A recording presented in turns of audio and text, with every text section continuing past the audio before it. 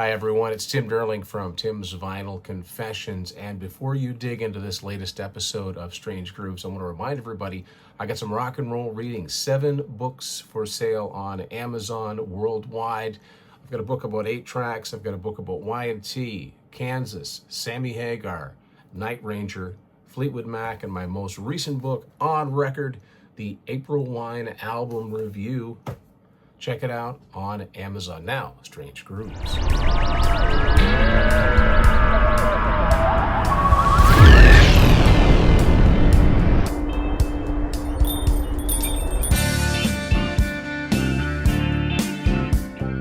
Welcome back, Strange Crew. You are tuned into another trip through life's deep cuts. We hope you enjoy the ride.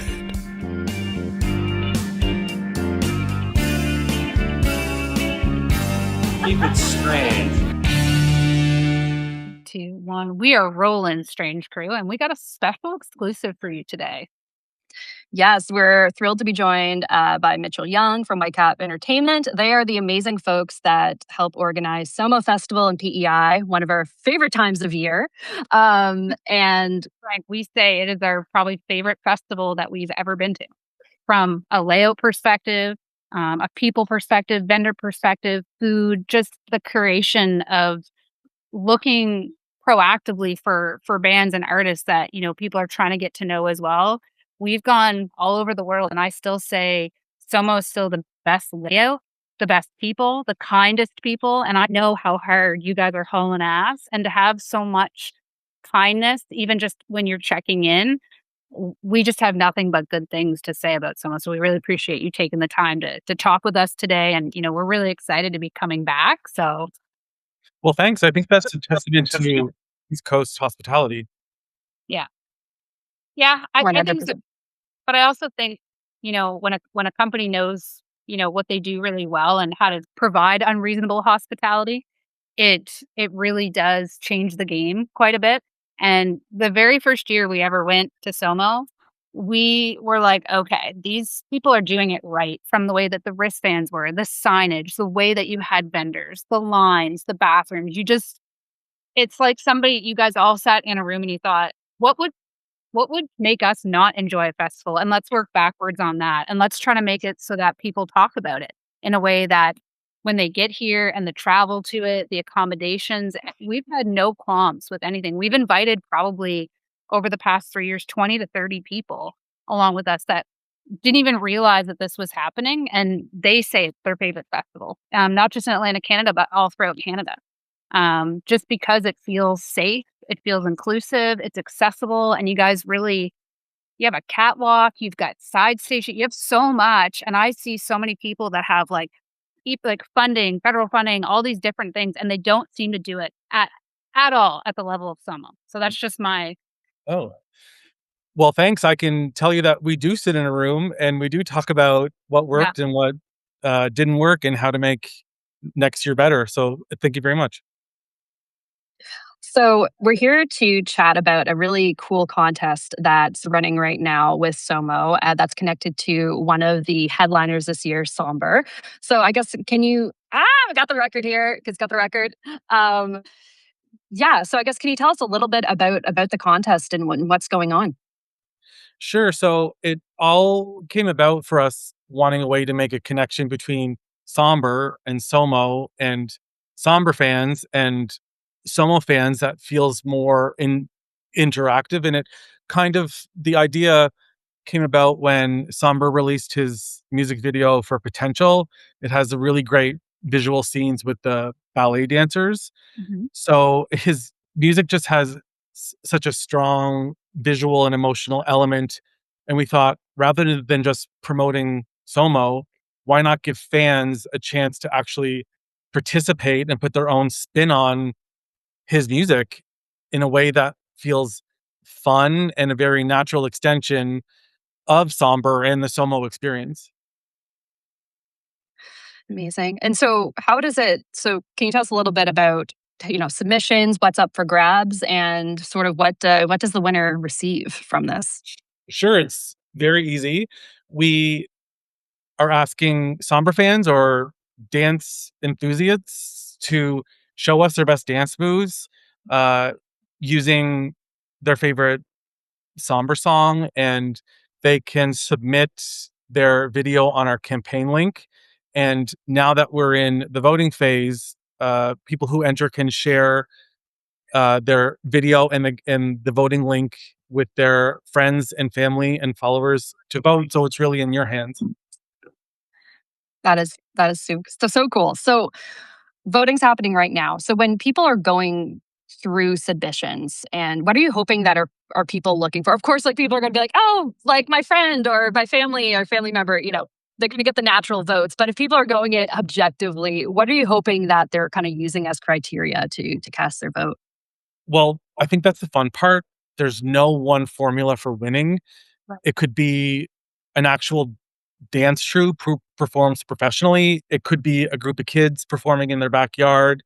It really comes down to what people are looking for: technical ability, creativity, personality, or just somebody having fun. It's totally in the voters' hands. I love that because outside of everything that the festival already does to make it from an activation perspective and a media perspective and, getting the artist part of it, I've always felt you guys have done a great job. But in this campaign, when we saw this launched, in this world of AI and just like crazy stuff being generated, I think it's so important to also lean into creativity and using real skills and really just Mhm. trying to put your love of music and friendship and community out there. Because why people are going to these things is to, just get in a place where people you can feel safe, dance to some tunes and like make some new friends.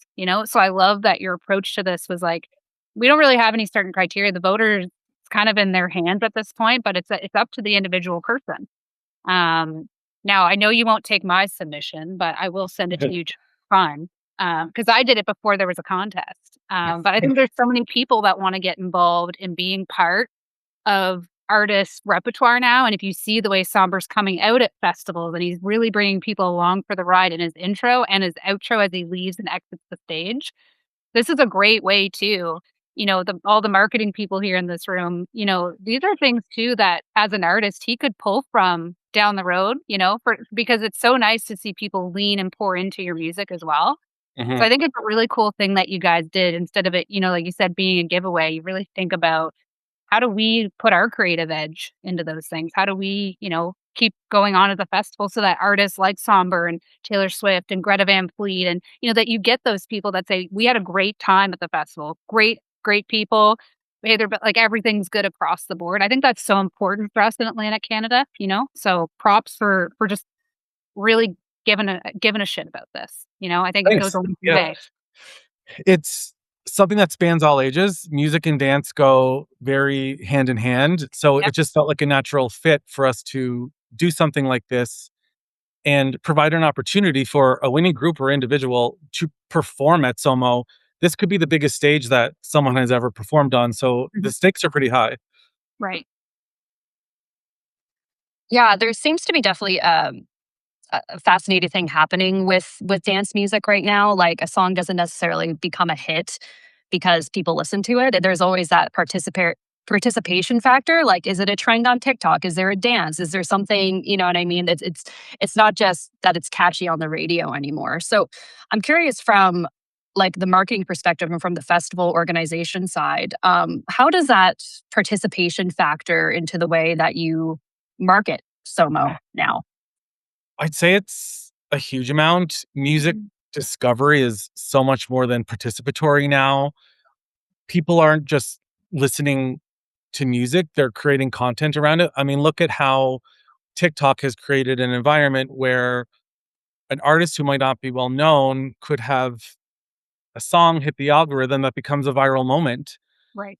We have Kaleo performing on the main stage at Somo, who has a huge viral song on TikTok. And that's the discovery moment where people probably know him from. Exactly. Yeah. Yeah. That's always happens too. Like even with like bands that Like Cait and I are classic rock fans. Like I went to see Deep Purple and like Jefferson Starship in Kansas like the other week, and like there's still songs that come up being like, oh my goodness, I didn't know this was them, right? And it's still that same thing sort of happening with music now, being like, oh, that's a TikTok song that's like on every other video, right? Yeah. Yeah. Um, so Sombr is headlining a Saturday at SOMMO this year, and he's kind of part of a really unique lineup. This is one thing Cait and I were chatting about. It's such a different, like, we can go on all day about how awesome you guys have evolved the lineup each year and how there's something kind of for everyone. But, we have Natasha Bedingfield, Lawrence, Wild Rivers, Jade Lamack, Sunreal, and and like so many others. So when you're putting together marketing for SOMMO, like how important is it to kind of create those unexpected, like kind of cross genre moments where kind of somebody, might come for one particular artist, but they kind of leave obsessed with another one, or they do discover, you know what I mean, their new favorite artist, or oh, that they do that song, but they also do like 20 other great songs. Right. I guess, yeah. So how important is that when it comes to kind of curating and marketing SOMMO as a festival? You hit the nail on the head by saying Sommo has something for everyone, and that's truly something we lean into a lot. Especially this year, we have artists that span numerous musical categories, age groups. So it's a pretty special thing. You might come specifically for Sombr, but then you leave with knowledge of Wild Rivers or Right. someone else that you might have discovered for the first time. And that's the magic about it. Like for me, growing up in the early 2000s, it's Natasha Bedingfield who registers the most Yeah. Yeah, too. on the lineup. I was in my early 20s in the early 2000s, so it just makes sense.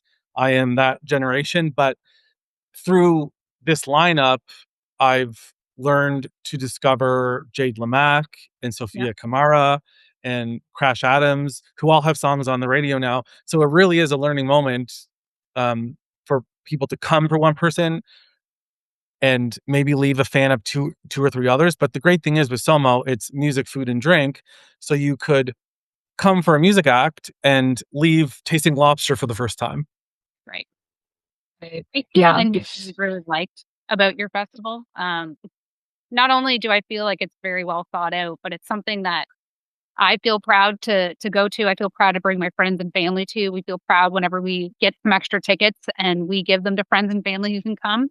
But I also think it sets something that's happening, after the pandemic and, with technology and AI and social media. You're talking about the early 2000s and I can remember, going to raves and, big fire pit parties and you didn't know who was going to be there. You didn't know if anyone was playing. You didn't know the DJ that night. You didn't know. You went because you didn't want to be isolated. You wanted to be out and with people who liked things like you might like. If there were snackies or something, great. And I think sometimes Cherise and I, having done our show for 9 years, and we've been to probably 300 concerts in that time. We love music, but we've also got to the point where we're like, yeah, do we want to go? What do we want to do? But now we're just, is there going to be community there? Can we talk? Can we see something we've never seen before? Can we help an artist that we've never met before with our demographic? And if it hits those three, we're there. And I think people need to start taking a chance on just spontaneous and going to things they've never gone to without flushing out, am I going to enjoy myself? If you're safe and you can get there and it's in your budget, I think people need to start leaning into more of that and having just the unknown, because that's what we found when we went to SOMMO. We went having a plan, a media plan, and the people that we met throughout the course of those festivals are people we've stayed in touch with for all 3 years. They're artists that continue to come back with us and tell us when they have new albums. And I think that people have to take a chance on learning new things without knowing what's going to be there, because that's how you let the good in. Mhm. So I think it's so cool that you guys make these culinary stages and you make like areas for people to go and just move around, and you make it so versatile for people. And I really appreciate that, because as a festival goer, I'm almost 40 now, and I get tired, I get overstimulated. Your festival does such a job on managing everything for every type of person and every type of way. And I want to say thank you for that. And anyone who's listening, if you've never been to Sommo Festival, This isn't just us doing a biased podcast. This is something that we go to every year. We genuinely love the team there. They're some of the most kindest people from the minute you check in at the gate to the time you leave. They're still helping you find directions on the street if you're going to try to drive home like we do sometimes.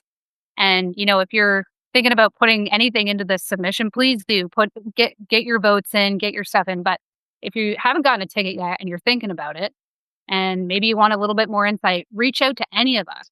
And we'd be happy to help you with your planning or just help you feel a little bit more accessible. Or if you're coming from far away, let's try to figure out a way to make the festival the best for you as well. Because we're going to be there and we want to make sure that if you need an ally as well in the crowd, that we're going to be there. So any way that we can help, we want to do that. And if you're listening, watching Strange Crew, we really hope to see you at the festival because it's super fun. And Yeah, we stick out like sore thumbs, so you can find us pretty easily. And you made some great points there, Cait. We listen. yeah, So over the years, we developed things like this. We started this last year. We have a baby break tent where parents with young children can go and just nurse or just take some time out and go to the baby break tent. We also have a safer spaces tent. Yeah. If you're overstimulated, you just need to chill out. You can go. It's quieter. Grab some water, chill out in a chair. So yeah, we truly try to make it as accessible and welcoming for everyone. and you really do. I'm just going to say it one more time. You truly do because we've been to some pretty large and small festivals, and some that have incredible funding, some that have none, that have to go and rely on sponsors and their team doing the work every year. And it's a lot, but they don't care about safe spaces. They don't care about bathrooms. As long as there's a couple there and everything's there, they're good. But that's not an optimized experience for those people to come back year after year. Right. So we've been to like Blues Fest. We've been to a lot of different things. And we even said it. SOMMO is the best layout, the best for people. And when I say you guys got into a room and worked your way backwards, you think about the people who are moms who want to go, who might not want to deal with traffic or trying to get to their house in between festival. It's just kind and very courteous and just, I think, consideration, and it goes with unreasonable hospitality, right? So I do think that for those reasons, and outside of just bringing incredible acts and being forward thinking on those things, you guys have the best festival in Canada. I would even maybe say North America, to be honest. Wow. Yeah. Nothing else seems to hit it from a size perspective, a vendor's perspective, wait times, but everything. We made a scoreboard once of the 15 Yeah, we best did. score, and SOMMO scored the highest out of all every time. So I truly feel like you deserve the kudos as well. And, when it comes to your programming and stuff like programming and, booking acts, it's very lucrative. And especially when people are blowing up on social media, even though, like, look at Sombr, he's been making music for almost a decade. And it's only been in this last couple of years that he's really started to pop off. But there's still so many people that have no idea who he is. But that was the same when you guys brought Taylor Swift back in the day. And now look at it. So I think it's important to keep doing what you're doing and keep bringing these artists that some people like us, obviously we know, and we're avid fans because we know good music. We know that the people making it happen like you are bringing those people. But we want to tell the masses about them to everybody else because good writing, good videography, just having a good band and just like caring. I think more people need to bring their creative chops back out and less AI. So I appreciate this artist, honestly, because I've been talking about him for 2 years and no one would listen to me. So when you guys said he was headlining, I lost my mind. No, I'm dead serious. So like I am genuinely very excited for this, and I've been telling anyone who will listen. So Yeah. So I'm curious, Mitchell, who are you most looking forward to on the lineup this year? I know you mentioned Natasha Bedingfield, like us millennials here, we're going to live our Lauren Conrad moment. I think Yeah, exactly. Yeah, I think we'll all be in the pit, just like going like this to Unwritten. Yes. Yeah. Yeah, I'm most excited for Natasha Bedingfield and Sombr.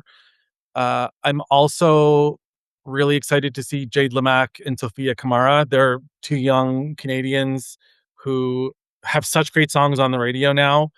I'm excited to see them. Down with Webster is such an old school shout out. I can't wait. Yes. Yeah. Oh, man. I could go on. What he's gonna do for your intro, because his intros have been blowing up. Have you guys been seeing them on YouTube? Yeah. I'm so curious to what he's gonna do for Kevin. Like I'm like, what is it gonna look like? How's he gonna pull up? I'm so excited. Yeah. I've never seen 21 Pilots live. From what I've seen, their show is going to be crazy good. You heard it here first, guys. If you don't get your silly salads, I'm telling you. Yeah. Let me return the question. Who are your top 3 people you want to see? I'd say Sombr. So that would be my first one because Cait's been hyping Sombr up and I've been getting more into him in the last little bit. Yeah. So I'm excited to see him live. Natasha Bedingfield, obviously, for that millennial moment. Pocket full of sunshine, gonna throw down to that. And yeah, I would say you mentioned, I don't know, I'm a sucker for nostalgia, like Down with Webster. Like, I don't know, there's certain Down with Webster songs from like 2009, 2010 that just take me right back to like high school, university, where I'm like, I don't know. And like the prime minister is down with Webster too. Like they played at his his winning party. So I don't know. They're having a moment, and I love to see it. Good for them. Yeah, I'd probably say Sombr for me would be my top because I've been really wanting to go see him, and so I was like, where are we going to travel? Because we travel a lot. So I thought maybe LA, New York, something like that. But then when you guys sat him, I was like, this is crazy. This is fantastic because that's how we get to Greta Van Fleet. We were like, we could travel to some crazy place and that's fine. But how cool would it be them in VEI? That's even cooler. So I would say Sombr, Natasha Bedingfield, and I'm really excited. Dan Clapson. Yes, yeah, he's on the culinary stage. Yeah, I'm actually really excited to see him. I've not seen him perform live. I just know a couple of his songs, but I really like him, so I'm kind of curious to see what that'll be like. Oh, Dan Clapson is a culinary act. No, I know. That's just what I'm excited for with some.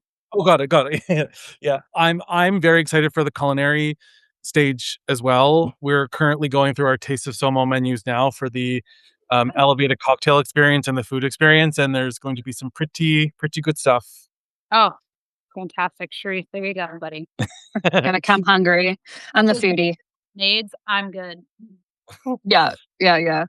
So to wrap things up, for someone heading to Sommo this year, and perhaps for the first time, what's one thing that you hope they experience or discover that they might not expect kind of going into the festival weekend? I would say I hope people discover how much there is to Sommo beyond the music. Right. The East Coast is known for incredible hospitality, incredible food, great drinks. So we hope that people come for the music and leave with their bellies full, with maybe making some new friends and just having some incredible experiences throughout the weekend. And yeah, we just hope that people leave knowing that they experienced something totally unique on the East Coast. Love that. I love that. We cannot wait. And yeah, thank you so much, Mitchell, for taking the time out of your busy schedule. We were chatting earlier before we hit record. Crazy. You guys are in the thick of it now, getting ready for Sommo. So again, thank you so much. And to everyone listening, get your submissions in or vote. Then we'll see you at Sommo to Yes, I'll see you there. Dancing. Yes. In the rave. Yeah. You're just throwing it down, just the three of us. It's unwritten. Just You laugh, but that's where I'll be. Yeah, amazing. Well, thank you again, Mitchell, and to everyone watching or listening, thank you. And until next time, keep it strange. Strange. Keep it strange. Bye, everyone.